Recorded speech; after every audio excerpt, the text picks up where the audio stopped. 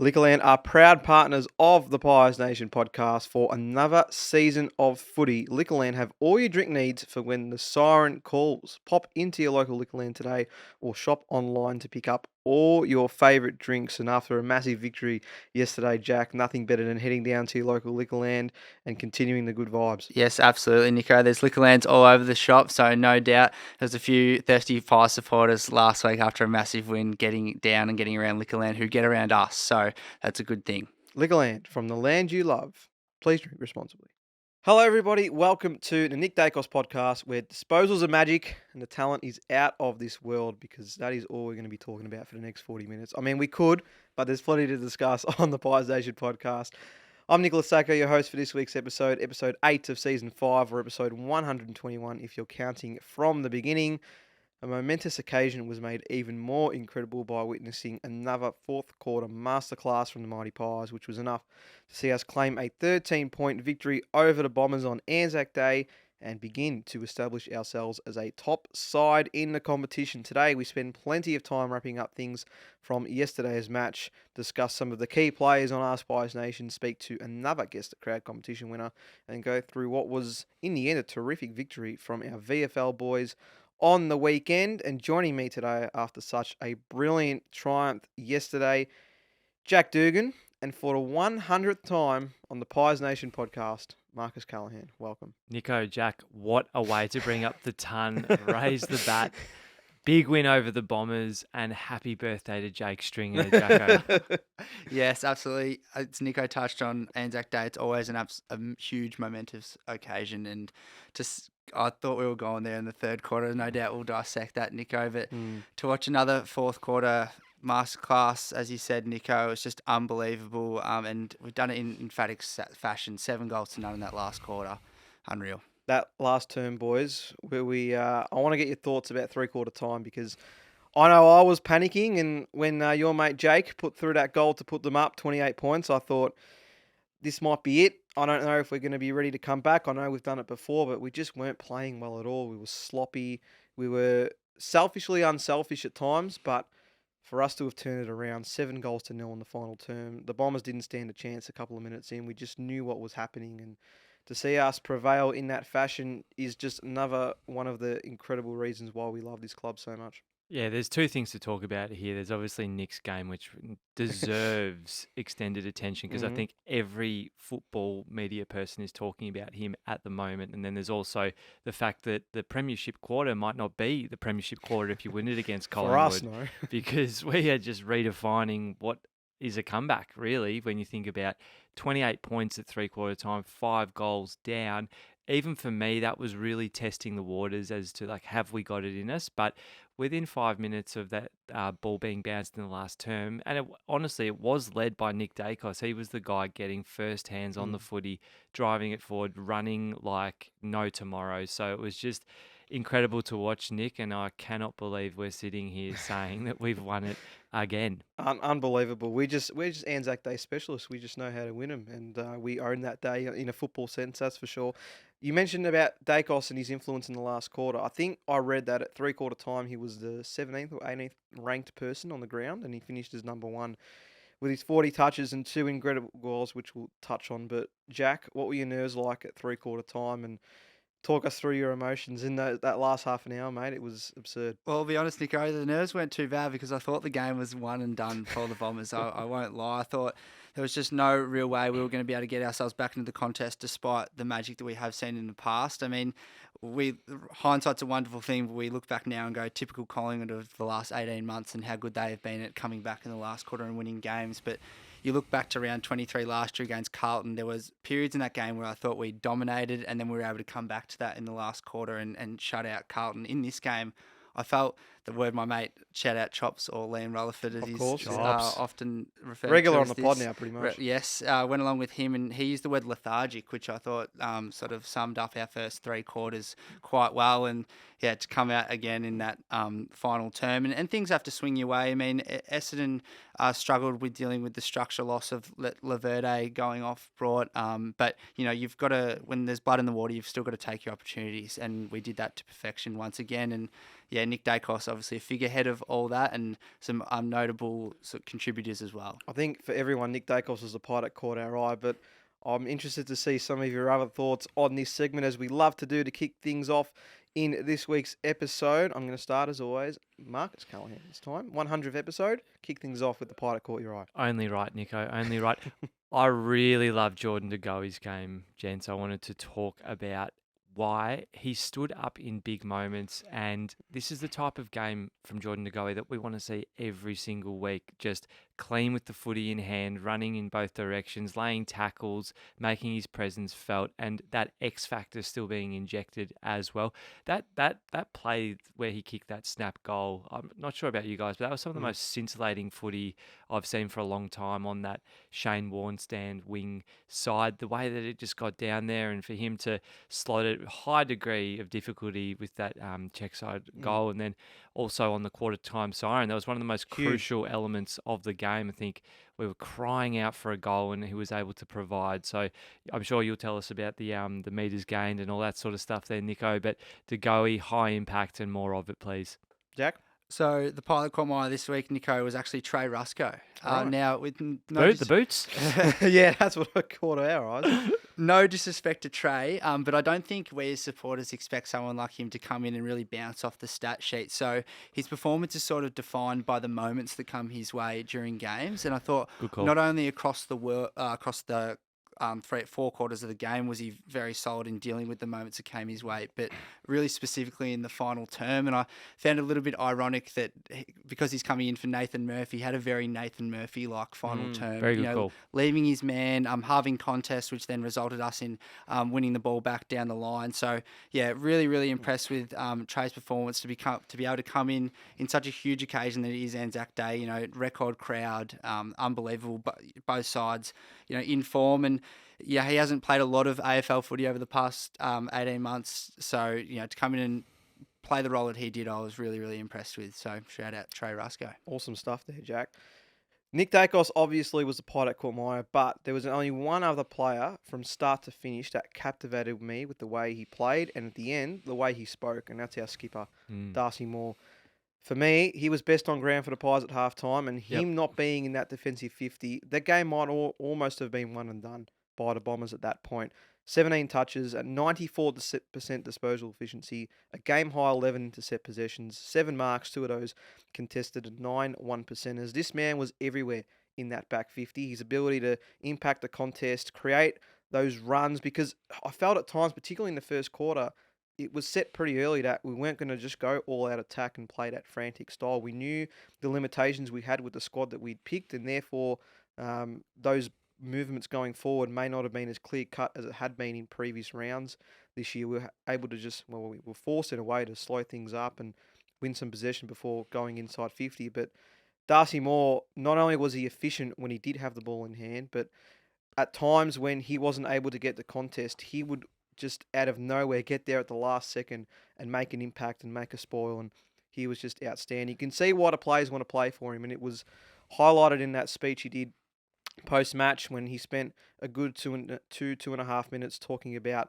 the meaning behind playing on Anzac Day, which I guess even us as supporters in the heat of the moment forget at times after such an incredible win, but he was able to hold his nerve and actually speak so well about the impact that it's had on family and servicemen and women around the country, and it was just outstanding. And I think if there were any further doubts, not that there would be any, that he should be the next captain or is the captain now, then it was all washed away by what he was saying post-game. So Darcy Moore, take a bow. I think apart from Nick Daicos, he was the most influential player on the ground. And how exciting, Moore, Daicos, Kelly, all playing on an Anzac Day, and particularly in the case of Das and Nick, Josh was pretty handy himself, just a lazy 30 touches. But you're right, Nick, in terms of that first half, we really didn't have any other tall defenders down there now that I think about it.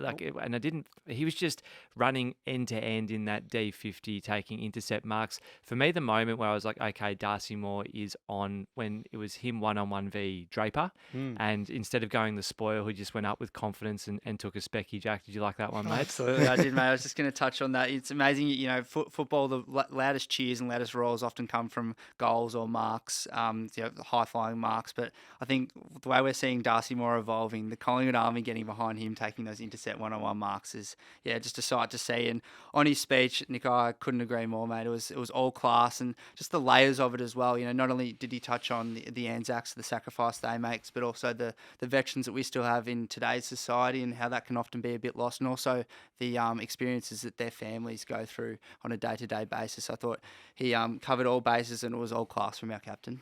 And shout out to Fly as well, because I Mm. know he was actually carrying his grandfather's medals from, I'm not sure which war, but Is he that right? Yeah. certainly had them in his pocket all day and was addressed about that in the post-match presser, and elected not to go there due to the emotions that would have come up for him. So just out of respect to Fly and any other Collingwood people, it really, to your point, Nico, hits home. And Mm. I think that the AFL is gradually getting better at understanding the broader impact and meaning. Obviously, the clubs go out and do more outreach work and also appreciation for what the match means. And it is a byproduct of a much more important meaning. And Mason spoke about it so well last week when he was on our show. And for someone that had only entered the country 7-8 years ago and had no idea about the significance of the day, to see the impact it's had on someone like him, I'm sure is shared by so many supporters and players alike. And it's just terrific to see the work being done to recognise that, especially over the last few years. It's been outstanding to see. But I think it's time, boys, we talk about Nick Daicos. Let's park 5 minutes at least to talk about the wizard that this guy is. 40 disposals at 80% efficiency, 2 goals, 6 marks, 9 scoring involvements, 27 kicks he had. To have a disposal efficiency of 80% with 27 kicks is just next level. 604 metres game, which is actually nowhere near his even best this season, which is also absurd. 6 inside 50s, 4 rebound 50s. Now, we've seen him develop his game pretty much over the last 12 months to get to a point where, as you've mentioned so many times, Marcus, he is that quarterback. He's the one at halfback that is able to get things moving and just create plays. He's also there at the right spot at the right time. We saw Fly moving him to the guts at times for that last term. He was able to win a couple of clearances or start some handball chains. He goes up forward. He snags 2 very crucial goals to help get us over the line. But is there one particular aspect of his game on Tuesday that really made you stand up and take notice of just how far this kid's going to go? Well, it's 31 games, and the fact that we haven't even having to comprehend this sort of status for a second-year player, first and foremost, is dumbfounding. So I'm racking my brain to come up with a particular moment. But I did watch some of the analysis on Fox Footy after the match, and they do that thing where they have like they keep the radar on him as he traverses the ground. And sometimes when you're watching the ball, particularly in a high stakes game like Anzac Day, you lose track of how far across the ground he gets. And then when they put that like the radar on him, you're just like, oh my God, like how does he keep going? Because he leaves his opponent for dead and consistently puts himself in positions to win the ball. So I think to answer that question properly now, just seeing how far he ran to get that goal where the ball fell into his lap and he kicked an open goal and then gave it to the Essendon cheer squad. How good. It's just, he's redefining like positions on the ground because he's just got such high work rate. So, yeah, I absolutely love that part of his game. And that for me was like, we are back after he kicked that goal. Like, look out, Essendon. Jacko, did you have a particular moment? Yeah, I think we've spoken a fair bit about on the podcast about how good it is to see Craig McRae at three-quarter time when games seemingly seem lost to try and win the game by throwing a bloke like Nick Daicos forward. And it's dumbfounding to sit here and say that we need to throw a 19-year-old forward to go win a game for us. But then his ability to go out there and execute that and then even get a run through the middle is just, I don't have a lot of words to say for it because it's just amazing. It's something you see from, the Marcus Bontempellis, the Patrick Crippses of the comp who have bona fide stars across a significant period of time. This bloke's in his second year of football, and we are going to him to say, go on, mate, go win us the game in front of 95,000 people, please. And he goes out and delivers for us. So he's just a remarkable player, and it's an absolute pleasure to watch him go about his business week in, week out. And there is now a genuine chance that he will win this Brownlow this year, which, if that's the case, is beyond words to describe how incredible that is for such a kid to do with so little game time over the last 12 months. 31 games, as you mentioned, Marcus, to be able to achieve something like that. I know we still have to get there, of course. We're only 6 games in, but we are just in awe of what he's been able to achieve. And as we've mentioned as well, it's brought his brother into situations that have seen him develop further as a footballer as well. And I thought he had a pretty outstanding game too on Tuesday. Yeah, Josh was quiet to work into the game, but once we really started to get that ascendancy in the last term, he was there as well. And I think there's a long list of other players who bobbed up. But returning to Nick, because like that, this was a special performance. Like this is the type of game you see a bloke play once every, I don't know. It's for me it's a generational performance because he stamped his godlike status as we've talked about on the competition. So 30 possessions for Nick is almost becoming like 40 possessions. He's obviously getting a lot of uncontested ones, and that's been scrutiny for him. But I'm just like, who cares if he gets uncontested possessions? He's that far in front of his direct opponent, and he's able to read the ball with so much class. Good on you if you can get the ball in space and actually do something effective with it. So it's just, yeah, it's truly incredible to see a guy doing there's the skills, there's the work rate, there's the guts. You know, he copped that one in the ribs from it was a Jai Caldwell who gave him one, and he just got up and didn't whinge too much about it, just kept playing the game. So the maturity to do that in front of 95,000 people is honestly breathtaking. Well, you speak on maturity there, Marcus. I saw an interview that he did after the game. He spoke about being mindful of not celebrating both his goals in the last quarter too hard because he realised there was still work to do. I mean, what 19-year-old kid is thinking that in front of 90,000 people? Oh, he's 20 now, mate. Sorry. Yeah. 20-year-old is thinking that on such a big occasion. He's a mature player, and we don't want it. We want to be careful not to put any sort of serious expectation or heat on him. But this man is clearly a leader of our club, both on and off the field, going forward. And we are so lucky to have him. Thank God. Whoever was responsible to picking up Peter Daicos back in the day and bringing him to Collingwood, thank you very much, because you have given us 3 generational superstars. Yeah, unreal. And I mean, I think I can't remember. It was the second goal he kicked was that little awkward banana on the right. So tough For him to do that under pressure as well. I mean, it wasn't Shaped as the if ball, there took was his extra step. It wasn't that there was heaps of space around him. He was getting closed in quick, smart, and even the lead up to that, it was a dropped contested mark or all going for the pack, and then you had Bo doing his thing that gets it out to Elliot with the vision to find Daicos, who makes that run, who 95% of forwards probably don't even bother trying to get into that space, knowing there was so much limited time for him to get boot to ball, and then for him to angle that kick to go towards the goal.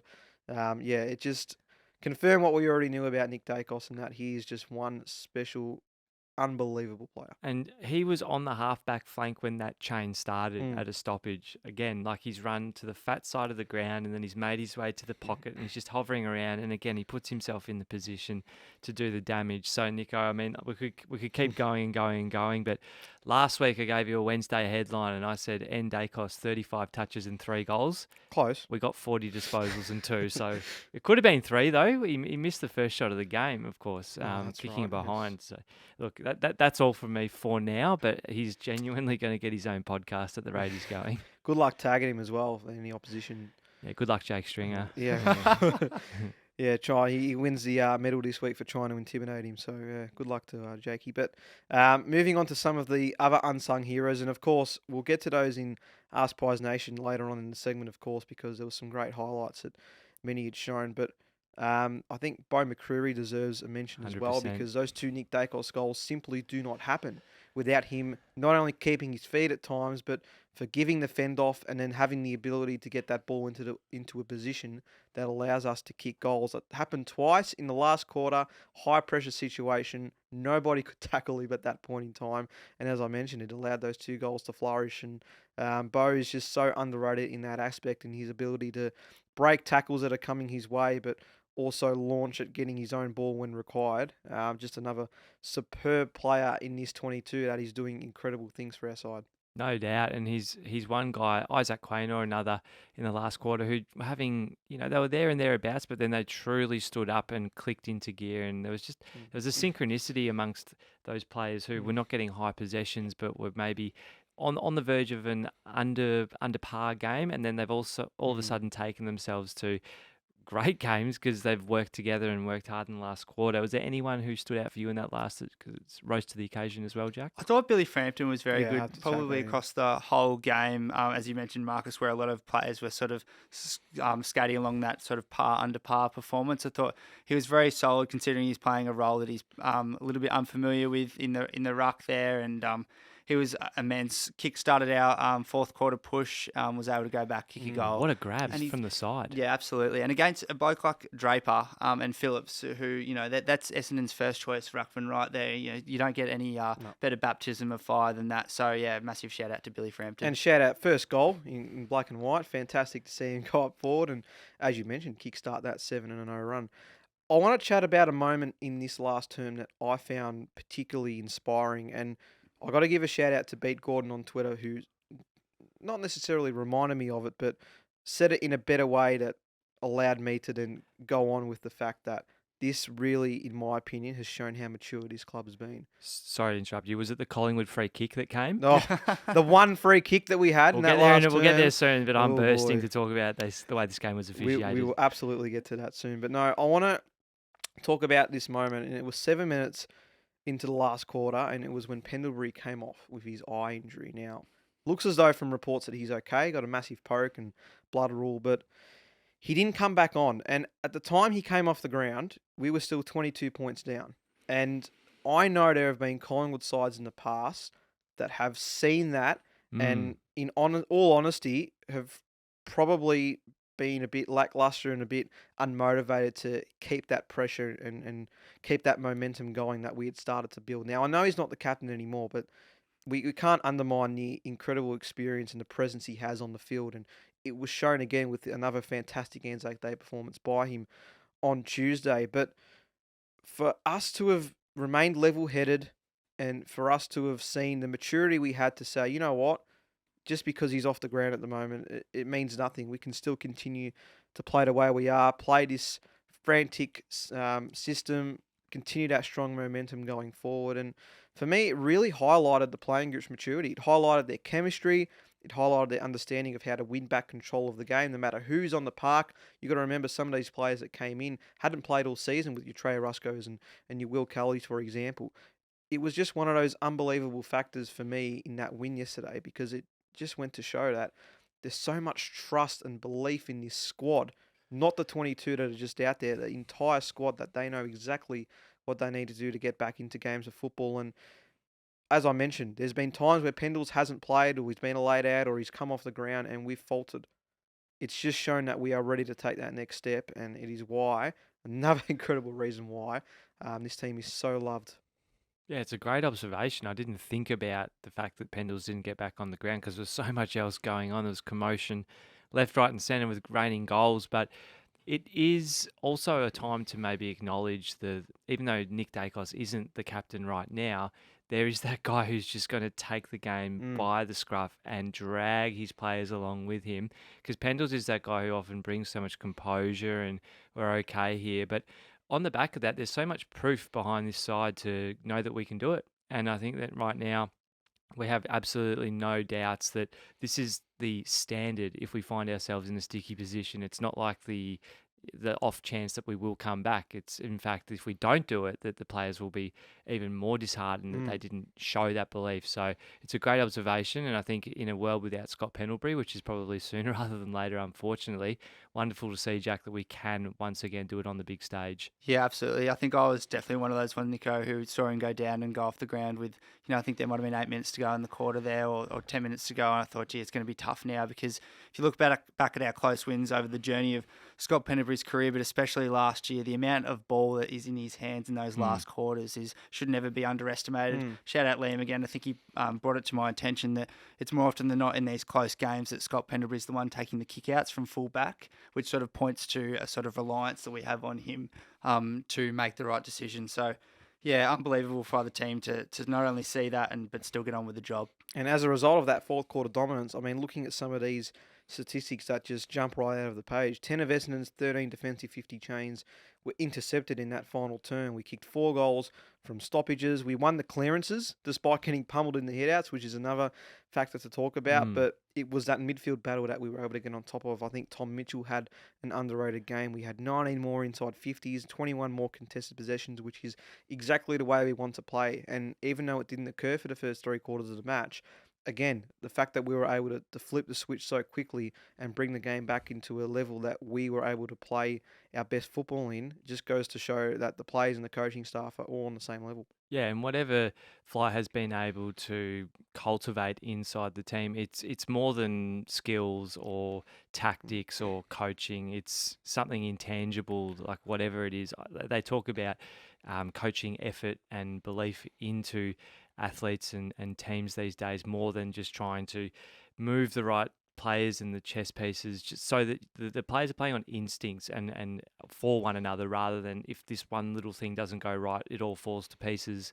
And it's a real stark contrast compared to the way that the team was playing under Bucks for me. I felt that if we've spoken about it at length, Nico, if plan A wasn't working, it was very difficult to see the players just back themselves in and exploit their talent. So as a supporter, like there's so many moments in games of footy where you just need to throw the playbook out the window, and none more so than on Anzac Day. So to see our side do this again this early in the season, it's just more and more proof that even when you guys come into the system, they're going to slot in and they're going to rise to the occasion.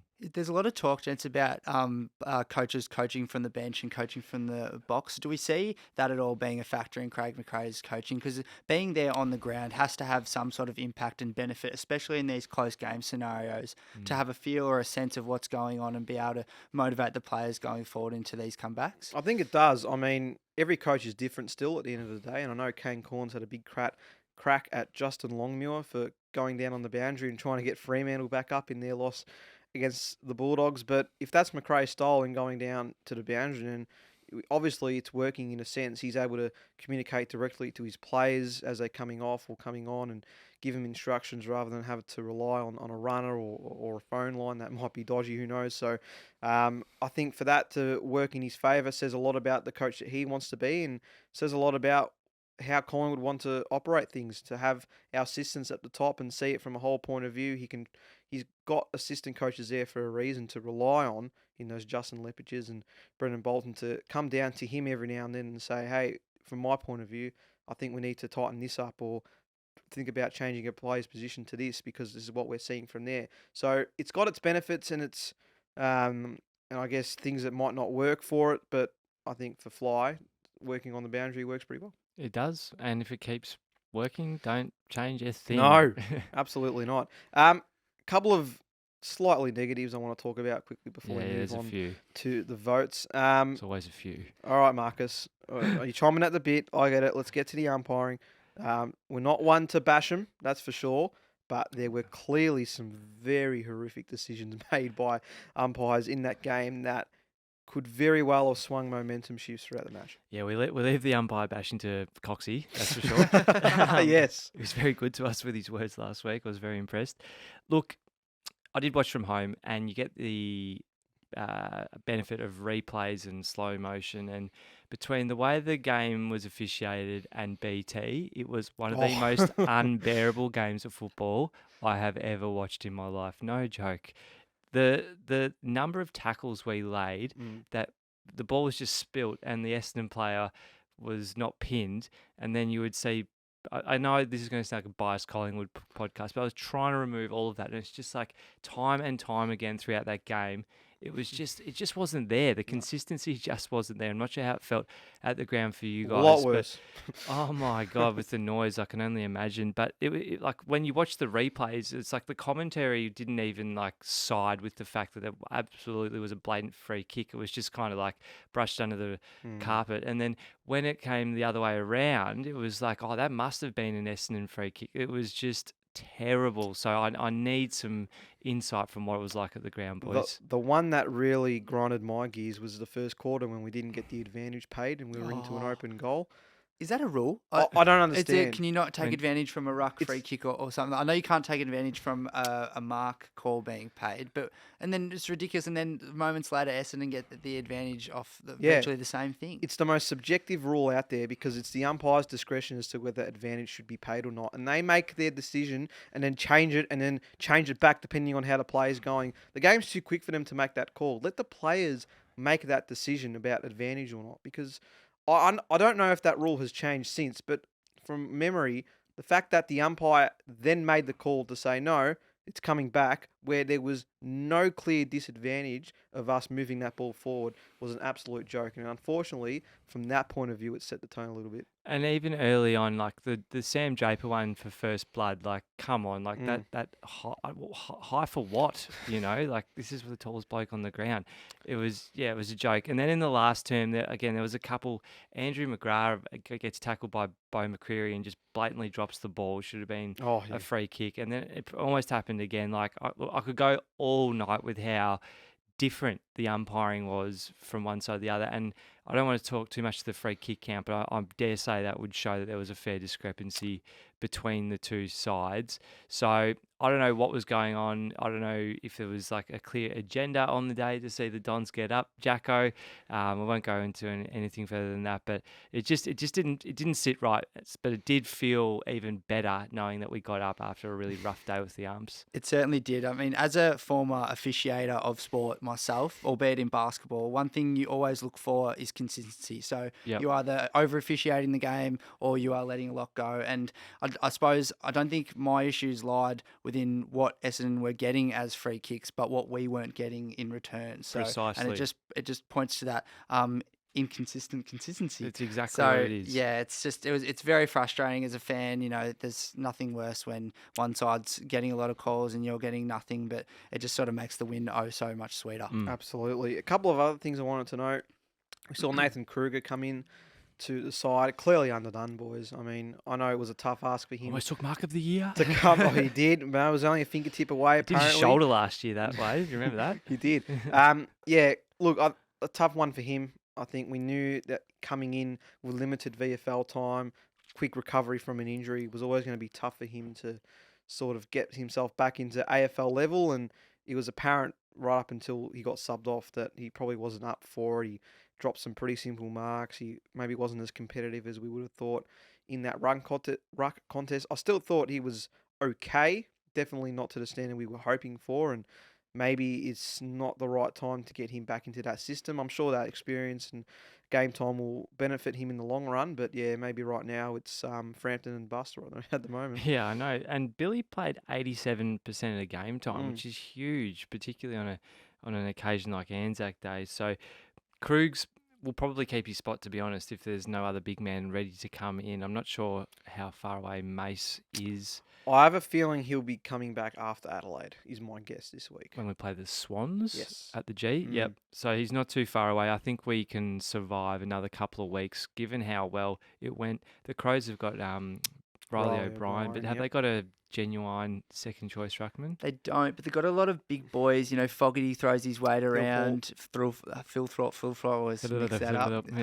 Yeah. They're quite big boys. So yeah, no doubt that the Crows will be a challenge. Just on Krugs, I thought he had one of those almost days. If he had hung on to a couple more marks or was able to execute a few more kicks, it might have been a different outcome for him. But all the more better for the run. We've spoken about it already, but the occasion of Anzac Day is huge. He got a run in last year's one before doing his shoulder. Hasn't played a lot of footy between then and now. He's played a couple of finals, which no doubt helps. And he looked to be the energetic, bubbly Kruger that we've seen in the past. But yeah, just probably points to, as you said, Nico, sort of a lack of footy, being a little bit underdone. Probably, yeah, a few more sessions with leather in hand. I think he'll be fine. Last note before we get to votes, I thought it might have been just me, but I want to bring it up with you guys as well. Were we selfishly unselfish for the first three terms? I think our decision-making and skill execution was pretty poor, and I don't know what that comes to, whether it was the pressure on the day, whether it was the pressure that Essendon were giving towards us, which is what saw them beat Melbourne last week. But for me, it was just the fact that we just couldn't get any clean passage of play going. There were some fumbles from different players. There were horrible decision-making processes which allowed Essendon to go in and kick goals. And I don't know, it just felt like it was the main reason we were behind. It wasn't that we were playing such a poor way of football. It was the execution. So I don't know whether that's something to smarten up. Now, that's on top of the fact that we just couldn't kick straight either for the first few quarters of the game at times. But it was a really big sticking point, and I felt like if we had have lost that game, that would have been the big thing to discuss. Yeah, I think it's a very salient point. I reckon the Dons did a very good job of taking the corridor away from us, and they forced us to play wide, and we weren't able to get overlap run as a result of that for the better part of the first 3 quarters. And so, to your point, Nick, I think that's where a lot of the skill executions broke down, and particularly the entry into the forward line, because guys like Brody Myercheck, Bobby Hill probably had quieter days off the back of that entry into the forward line not being as clean or methodical as we've seen it earlier in the season. So I think whatever happens this week against the Crows and moving forward, we just try to get the message out that if other teams trying to take away the corridor from us, let's try and pick our way around it, but not shy away from what we know we're best at doing. And that's the ball hits the deck in the middle of the ground, and somehow we just get numbers to the ball, and then we play on instinct and we move it forward. So that's all from me at this point in time. Jacko, do you see any differently? Yeah, I mean, obviously we had our woes with ball in hand offensively, but I thought a lot of our problems came from when we didn't have the ball. I thought it's just a product of the way we're playing at the moment. We are playing so attackingly, so the instinct is to get in towards the ball, and sometimes that exposes you and you look like sort of a beast of the honeypot type scenario. And Essendon got out the back very often. A lot of times where there was a handball chain where it was just like a player would run off their man to get to the next contest, and the next player would have to run off their man to get to the man that was left behind previously. So that's just sort of a defensive one that I looked at. But again, it's probably just a product of the way we are playing. So attacking brand that it's a double-edged sword. You've got to take the good with the bad. Let's go to the votes, boys. 3, 2, 1s from yesterday's game. I'm laughing because there's only one man here I see getting top votes, but for the other two, let's raffle it off, Marcus. Yes, so honourable mention first and foremost to the gentleman who dropped the ball in front of Kyle Langford when he was lining up for a set shot. I thought it was very good until he got pointed at by Kyle Langford after the goal was kicked. Now, the one vote for me went to Jordan De Goey. I've outlined how impressed I was with him rising to the occasion. 2 vote to Big Framp. And Nick Daicos, 3 votes. Jacko? Yeah, honourable mentions to Darcy Moore, Bow, and still Sidebottom, who didn't have sort of the best 3 quarters, got a lot of the ball on the day, as you touched on off air, Nico, but got his chance in the middle of the guts in the last quarter, and vintage still Sidebottom came to fruition. Great goal in the last quarter. It was awesome. It was unreal. I gave my 1 vote to Jordan De Goey for reasons we've touched on throughout the pod. X Factor, Geordie, which we love to see. Gave my 2 votes to Scott Pendlebury, even though he didn't play sort of the last 10 minutes of the quarter. I thought on a day where we weren't skill executing typical Pendles, he was keeping a cool, calm, collected head, and he delivered again. And I've given 3 votes to His Majesty Nick Daicos. From God to Sir, His Majesty. We're just calling him everything. I won't call him the king, but in Marcus's words, I did that yesterday, so bad luck. King-like status. King-like status. I've already gone with that tag, don't worry. Mason didn't like God. No, wasn't he? Fair enough. Gave 1 to Jordan De Goey as well. I thought he was very pivotal for us in those first 3 quarters to keep ourselves in the contest. I gave 2 to the skipper for reasons I mentioned in the pie that caught my eye. I thought he was best on ground for the Pies at half time, and again kept us in the contest throughout those first 3 terms, and the difference could have been a lot more had he not been on the field. And 3 goes to N. Daicos. No more comments needed to be made about that one. P&P fan votes, they will come in shortly. Of course, we always give the fans 24 hours at least to get those votes in, although I figure I know what's going to come. So keep an eye out on all the socials for the results of this round's votes. But after the break, we've got AskPiesNation, Guess the Crowd, and a big VFL wrap. So stick around. We'll be right back. This halftime break is brought to you by Liquorland. Liquorland have all your drink needs for when the siren calls, like the new Hahn Ultra Low Carb beer, which is available in 6-packs or cartons of 24 at Liquorland. Low carb sounds good to me because I really need to stay off these, Jack. Absolutely, Nico. We're all about promoting healthy food options on the Pies Nation podcast, and how good that Liquorland can provide a low carb beer option through Hahn. So that's unreal. So pop into your local Liquorland today or shop online and click and collect in just 30 minutes. Liquorland, from the land you love. Please drink responsibly. Welcome back to the Pies Nation podcast, where the pies are hot and the drinks are cold. Let's get straight into Ask Pies Nation. Instagram, Facebook, Twitter, YouTube, Spotify, Apple Podcasts, wherever you can find us is where we'll be. Let's move straight into it. The question from Lukey was, we know that Nick Daicos was superb, and I mean, we can go on for another 10 or so minutes talking about him, but who were some of the other unsung heroes from Anzac Day? We touched on a couple, but got some great responses here from the fans. So thanks as always for getting involved. I'll start with XKassar on Instagram. And we went with Billy Frampton. The bloke went up against arguably the best ruck combination in the league and gave it his absolute all and came out on top. Everyone should be proud of him, and hopefully he's a regular in our 22. Well, I think with performances like that, boys, he probably will stay in that 22, and deservingly so. Yep, agreed. Lockie Chug 10 on Instagram says Trey Rusco and Oleg Markov both stood up, both who no one thought would be getting a game at this stage of the year. Rusco, 100% disposal efficiency and 7 marks, made some crucial plays for us down back in the absence of Nathan Murphy. Oleg, 19 touches at 84% and provided plenty of run and spark off the half back line. And again, like we said, a fortnight ago, these two players weren't in our 22, and now they're playing roles as if they've been in there for years. Yeah, and if you've got that many injuries, the opportunities arise. It's just a fact of footy. So they're both taking what they can this far in the season. Markov, for me, disposal efficiency wasn't fantastic, but he kept providing run, and that's all you could ask from him. So big game. Yo Snickers on Instagram. Yo Snickers. Yeah, interesting. There He's you even go, got Jack. the Snickers logo as his Instagram logo. So Loves yeah, it. fascinating. Bustling Bo always amazes me. You can see more of what he does in the calmness of watching the replay. I absolutely agree. Looking back at that fourth quarter, him giving those fend-offs, first on the boundary line, then in the hot spot, it was as if it was slow motion. We spoke earlier on the preseason about, Bo potentially adding strings to his bow this year. Very nice. No, we all know him to be the battering ram, the tackle machine that he is. But what I've been most impressed with Bo this year is he seems to have improved his field kicking and his explosiveness on the wing as well. And when you go back and watch the replays and just see how many sort of links and runs along the wing he's involved in, he's just taking his game to another level. Joshy497 Instagram. Sidebottom was massive throughout the game and so underrated with what he does. And the goal in that last, do I need to say any more? No, you Big don't. Bombers man as a child and growing up still side bottom, so he would have loved that one. Don't worry about that fact. He's a Pies player now. Jack Crisp. Feel like he really took this game by the scruff of the neck and did the unrecognised gritty ground ball work that led to goals, including Steele's final goal. That was from Oscar Lemonidis on Instagram. So shout out to Oscar for that one on Crispy. And another one here giving a shout out to Crispy is Christian.Kotze.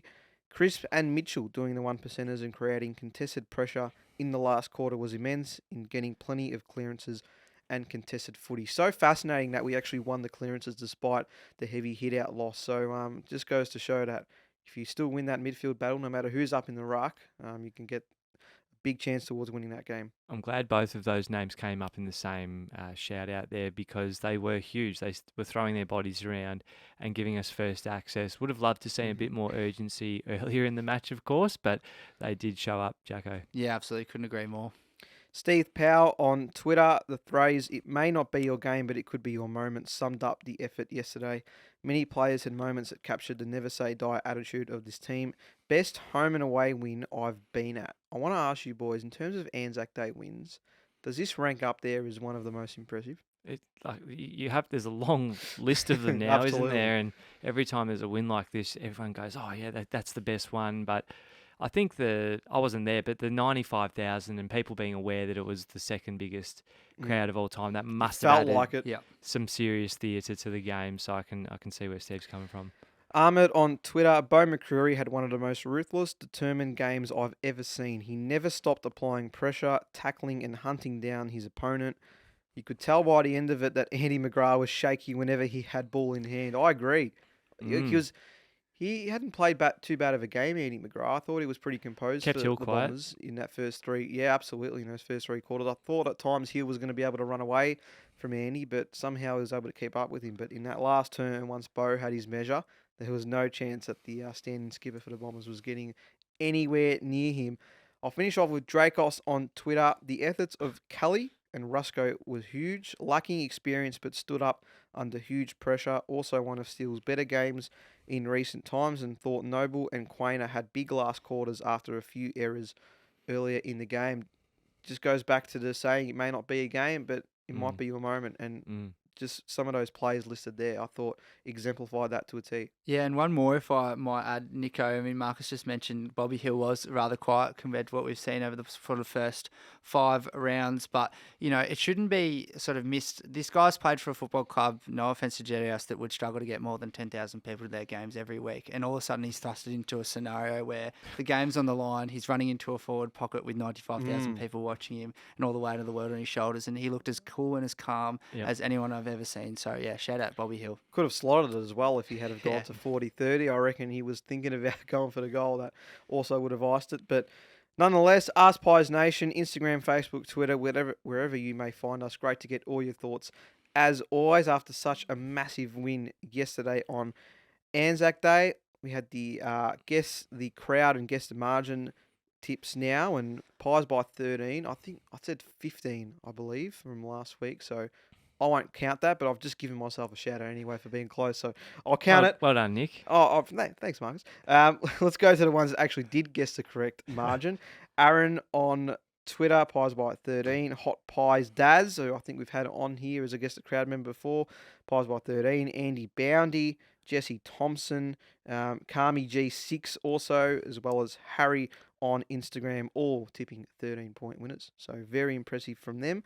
But as always, the guest the crowd. Now, it would have been interesting to see. We had a lot of comments for guest the crowd coming into Anzac Day. Some thought that we were going to smash the record, get towards 97, 98. Some thought that, we may have been a bit impacted and we got to 88, 89. But the man that's guessed closest, his name is Jasper. And as we very, very smoothly put these headphones on, because that's exactly what we are here on Pies Nation. We make things nice and smooth, like magic, editing magic. You wouldn't even know that we've actually put headphones on. That is exactly what we've done. Particularly if you're listening. Absolutely.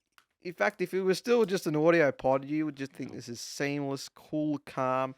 But no, if you're watching on YouTube, just pretend we just didn't spend a minute trying to put headphones on. But we're all set, and we're going to speak to our guest the crowd winner now on the line.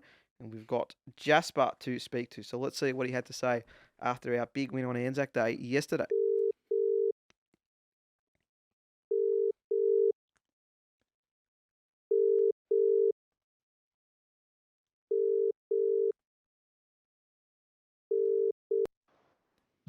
Hello? Jasper, it's Nicholas here from the Pies Nation podcast, mate. How you going? Yeah, good yourself, mate? Not too bad, mate. Great to have you on as our guest the crowd winner for this week's episode. Gone straight into it here because yesterday was such an outstanding day. Anzac Day, the big occasion, and the Pies delivered in their true sense of the word in the last quarter, getting up to win over the Bombers. Describe your emotions watching that game yesterday and how you felt supporting the Pies in those moments where we were able to turn things around and get a big win. So, I'm at the airport at the moment. I'm from Adelaide. I flew out to Anzac Day. It was an amazing day. Well, I think, yeah, we'll try that again then. I went with the big intro, but we'll start again. I was just talking about... Thanks, Jasper. I was just talking about the fact that we were able to pull off an incredible victory yesterday on Anzac Day, an outstanding achievement, of course, by everyone involved at the Pies. Just wanted to get your thoughts and emotions on how today went from your end and, how impressive it was to see the Pies get up. Honestly, it's probably top 10 games I've ever been to. The emotions I was going through in that third quarter to be rewarded after the sirens, one of the most amazing feelings I've ever had. Jasper, just Jack here, mate. Thank you so much for taking the time to come on. You just mentioned top 10 game you've ever been to. Does that mean it ranks as the number one Anzac Day for yourself? I mean, there's been some classics over the years. Well, it's actually my first one I've ever been to, yeah. Yeah, well, there you go. It is. Takes the number one spot. Yeah, Marcus. I got blessed. G'day, Jasper. Marcus here. I was just wondering what you thought of the umpiring yesterday. Up till the third quarter, I was getting pretty stressed about it, but yeah, just back the boys all the time.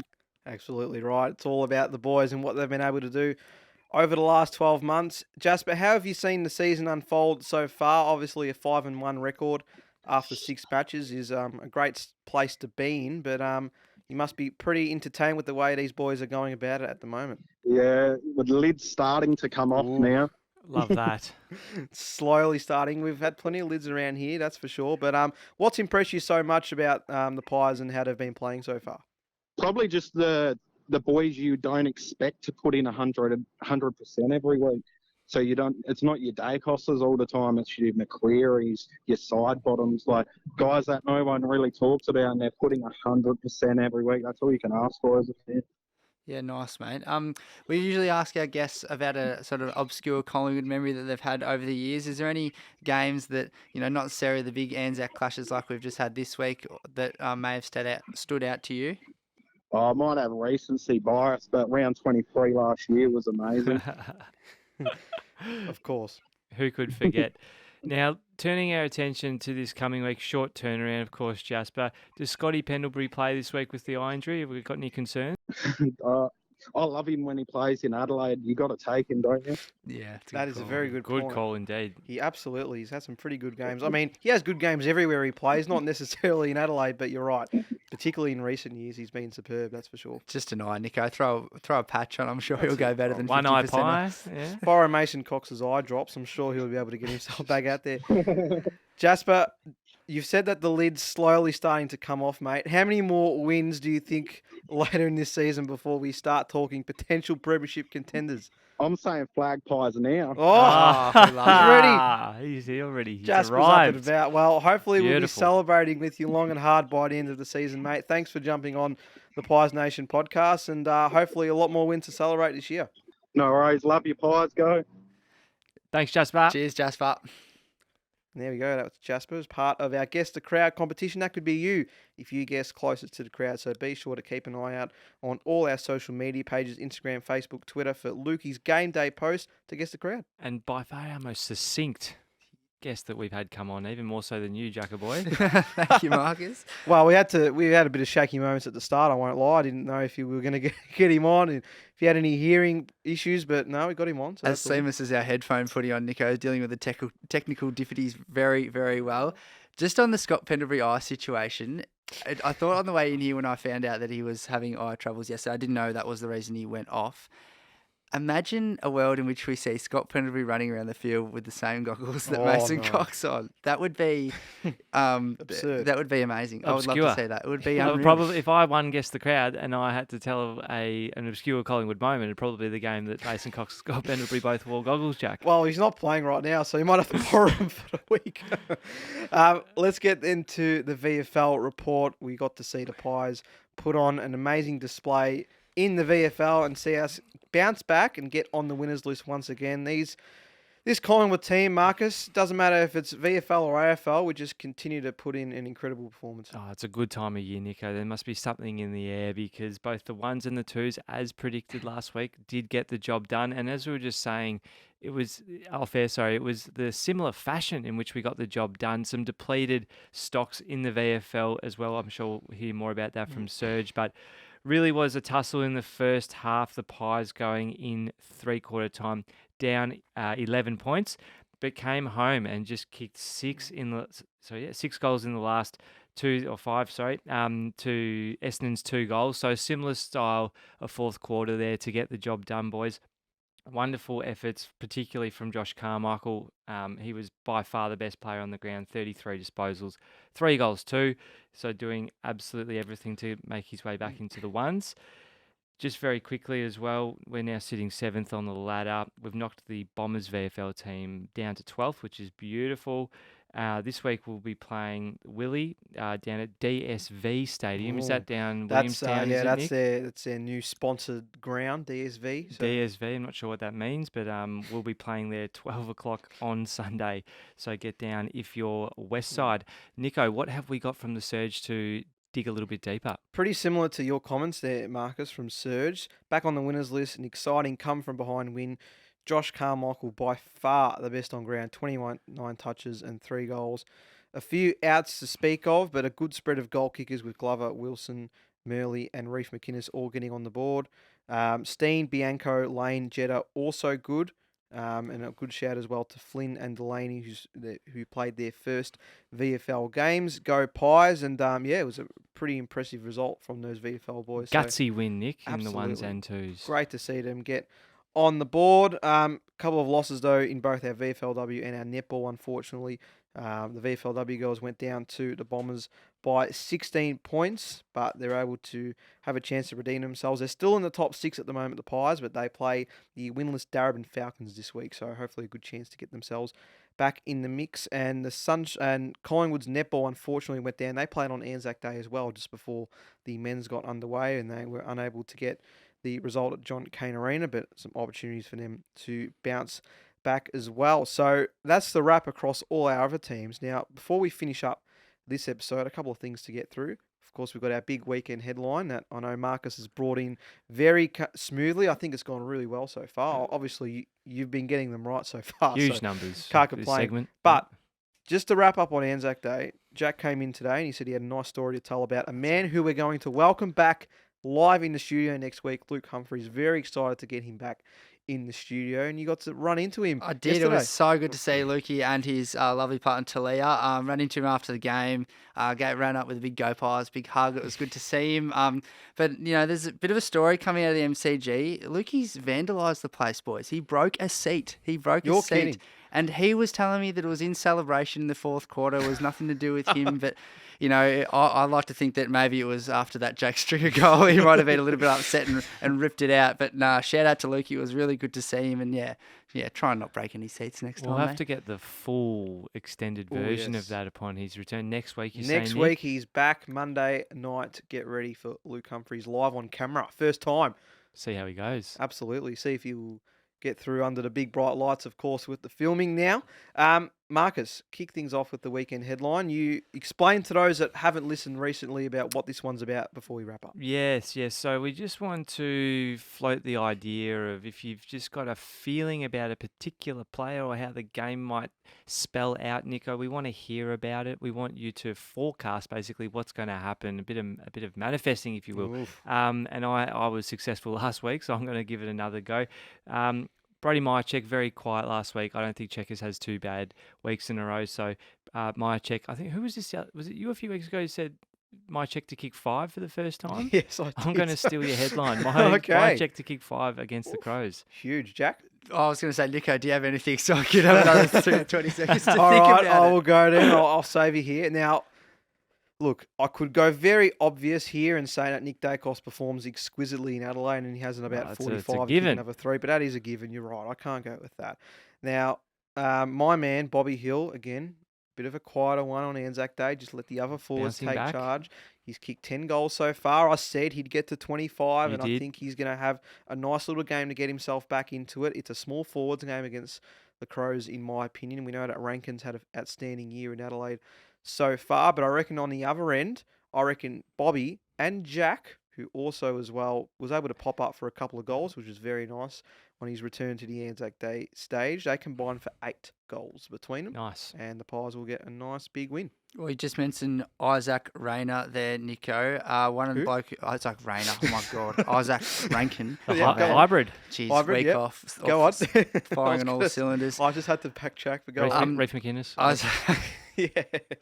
Isaac Rankin, electric, has had a really great start since going across the ditch to Adelaide from Gold Coast, not Brisbane, because he's not Isaac Rayner. Even though that bloke's real name is Cameron. I'm going to go John Noble starts raising all Australian questions after doing a superb Ooh. job on Isaac Rankin. Very nice. Bit of an underrated game from him. He was in a couple of comments from AskPiesNation as well, Johnny Noble. What do we make of his Tuesday performance in the lead into his All-Australian debut season game against Rankin and Adelaide? Just keeps showing up. Yep. Yep. Just keeps rebounding, doesn't let a skill error. Like there were a few errant kicks. I think he put a couple on the full, unfortunately, but a bit like Bruzzy with that absolute wowee. Will be. They were laughing after, which was pretty good to see in terms of that kick out, which obviously went back over his head. But yeah, I think we've got a few nice headlines here, boys, just to test the waters. So I'm sure in no time, Lukey, you'll be getting that up on the socials, and we'll see who I guess, predicts the future. Absolutely. So looking forward to all of that, but that's all we've got time for on this week's edition of the Nick Daicos podcast. Be sure to get involved in all our social media pages, Instagram, Facebook, Twitter, get on Spotify, Apple Podcasts, YouTube. We are everywhere, so be sure to keep in touch with us in our winning ways. But until next week, Jack and Marcus, thanks as always, boys. I hope you had a great 100th episode of the Pies Nation podcast. Not out. Not out yet, and let's hope we can keep it as not out. Jack, I can't tell you how many you're on at the moment. I can't tell you off the top of my head. Once you get to an important That's number, okay. we'll get back to you. No, Just Just Oh. holding up the end. Holding up the end, playing for Inc. Happy to be here. You're happy to be here. No, Happy to be here. Remember this one for a long time, Nico. 100 not out, and also a big Anzac Day win. It's a special time to be a Pies supporter the last 18 months. And can I just say, gents, from a listener's point of view, last week, listening to how well you both dealt with the interview of Mason Cox, it was superb. It was a testament to all the hard work you've done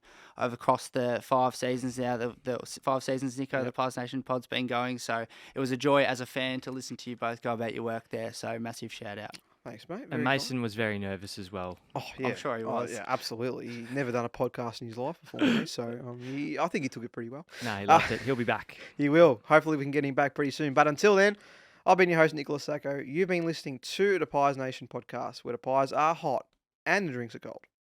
Thanks for listening to the Pies Nation podcast, and thanks to Liquorland, who are proud partners of the show.